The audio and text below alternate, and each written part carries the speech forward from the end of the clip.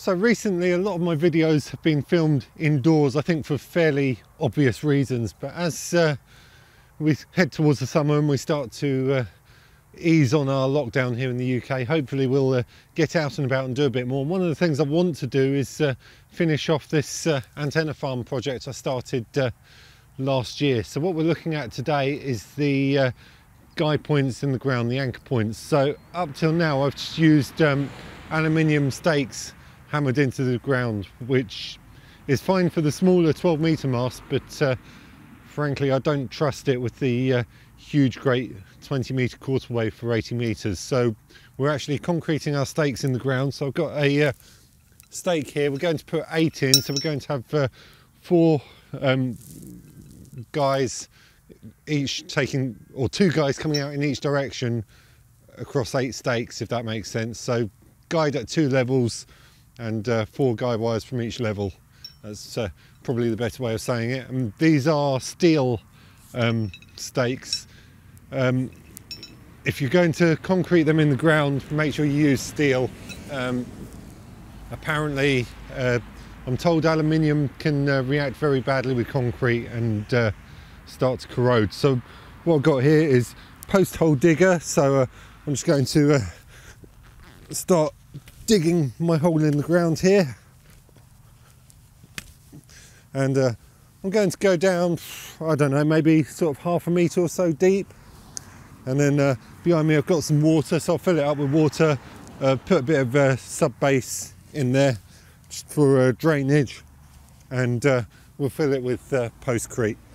So I'll probably turn this into a time lapse, because watching a man dig a hole in the middle of a field is probably not very entertaining YouTube material.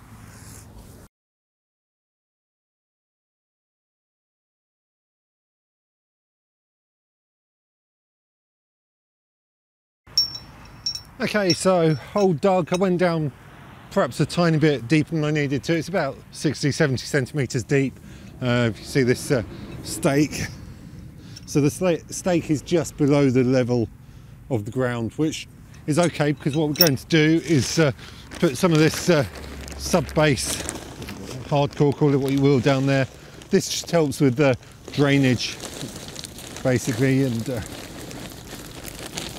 I'm just going to fill the bottom of the hole with that, and then pat it down. I'll just use the end of the stake just to crush it down.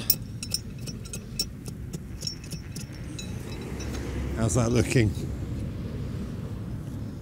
Perfect. So the eyelet now is just above the level of the ground, so I'm going to push that stake in there. Right, now comes the concreting.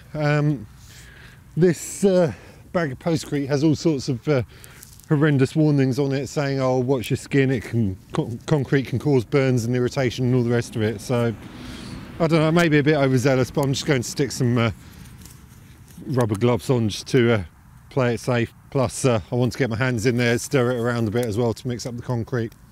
And then here we have some water. This is just tap water straight out of the garden hose. Put a nice dollop of water in there, and then in goes the postcrete.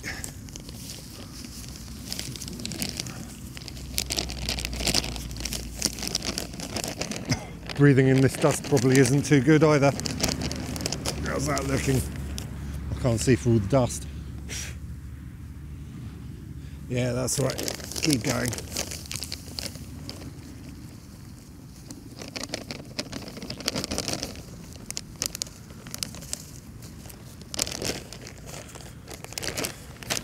There we go, just stick my hand in there, slosh it around a bit, mix it all up. Bit more water. There we go. That's nice, mix that up. I'm just sloshing it around by hand just to mix all the concrete in with the water. Put some more concrete in. I'm just going to keep going until I fill the hole.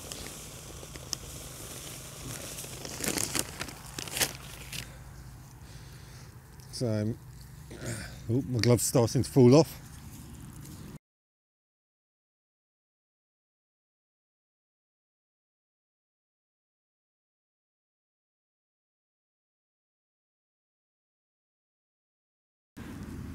Well, I'll just show you a quick close-up then. So there you go, you can see my guy staking there, and like I say, about 60-70 centimetres deep of concrete. That's not going anywhere.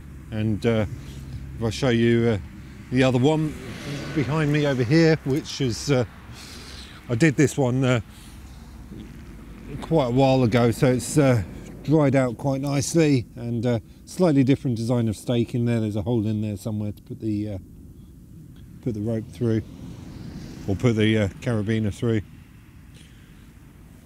So my theory is, with 8 anchor points in the ground across 2 levels of guys, even with a 20-metre monster fiberglass pole, I don't think that's going anywhere. So I think that should be fairly secure.